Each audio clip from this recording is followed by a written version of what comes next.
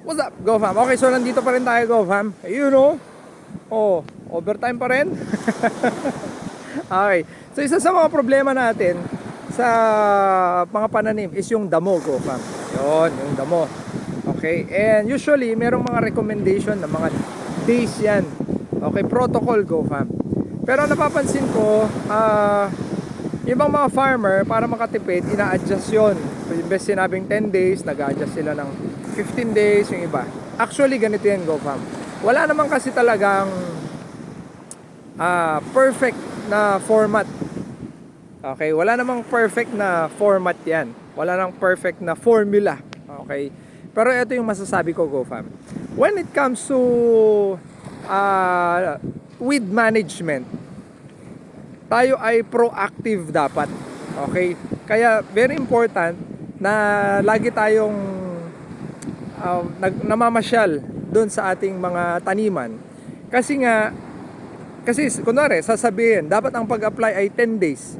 Hindi mo pinasyal or for some reason hindi maganda yung pagka-land prep mo, mga 3 days pa lang nagsisilabasan na yung mga damo. Okay? So dapat doon, yung sinasabi kong proactive, Go Fam, yun, dapat gawa mo na ng solusyon kaagad yun. Okay?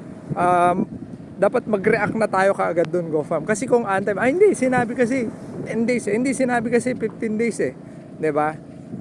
Baka mamaya mauulit na naman ako. So doon nagkakanda-kandalo ako, Go Fam. So alam naman natin na ang mga damo, number 1 yan na kalaban.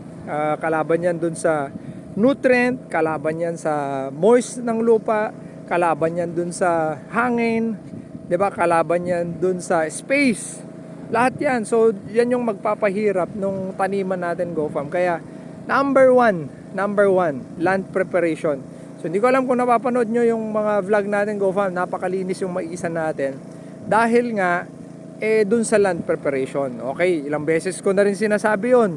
'Di ba? Pag nakikita nila yung vlog natin, wow, napakalinis. Bakit ganyan? Anong ginawa mo? 'Di ba? Tapos magsasuggest ako, ay wag na lang pala, mahal pala. Yung sinasabi ko, Go Fam 'di ba? So, alam mo 'yun, gusto nating ma-achieve 'yun, pero pag shinare ko na, ayaw nyo na rin gawin kasi mahal nga.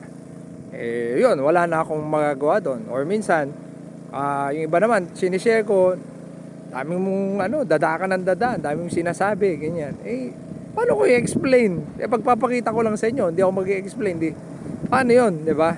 So, ganoon lang yun, Go Fam, okay? So, ako naman, hindi ako magsasawa, explain lang explain, okay? Pasensya na ako pag minsan, marami akong oras, medyo napapatulan natin yung mga nagko-comment. Ano lang yun, joke lang yun, Go Fam, no? Sinasakyan ko lang kayo, pero, yun, kahit may mga basher, wala namang kayong magagawa pag kahit mag-bash kayo ng mag-bash, sasakyan ko lang kayo, Go Fam, 'di ba? Kasi masyadong maikli ang buhay para makipag-away. 'Di ba? So ito is para sa ating mga apo. Kaya nandito tayo, Go Fam. Ayan, check niyo. Woo! Yun napakaganda dito, Go Fam. 'Di ba?